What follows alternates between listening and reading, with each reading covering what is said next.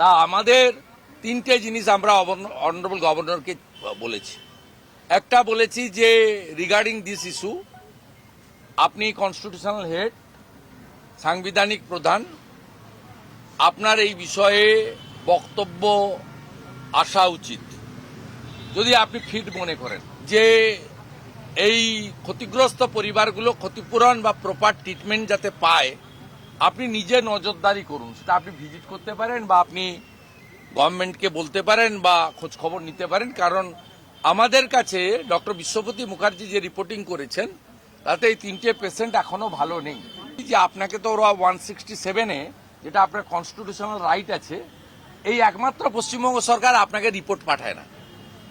এটা নিয়ে খুব বড় জিনিস হবে, এটা ভায়োলেশন অফ দি কনস্টিটিউশন, এবং এটা প্রয়োজন হলে সুপ্রিম কোর্টের হস্তক্ষেপও চাওয়া যেতে পারে।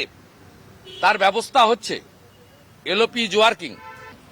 যে আরএল কোম্পানির সঙ্গে কি চিটাগুড়ের ব্যবসা মমতা ব্যানার্জির হয়েছিল, যে কোম্পানিকে মধ্যপ্রদেশের ইন্দোরে এফআইআর করা হয়েছিল মুকুল ঘোষের নামে, আপনার কাছে ঢুকে পড়ল কি করে?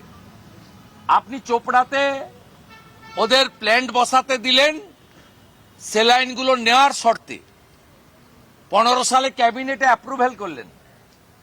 তাই এগুলো তো জানা দরকার। আর হাইকোর্ট অ্যাপ্রোপ্রিয়েট ক্ষতিপূরণের পরেও 5 লাখ বলেন কি করে?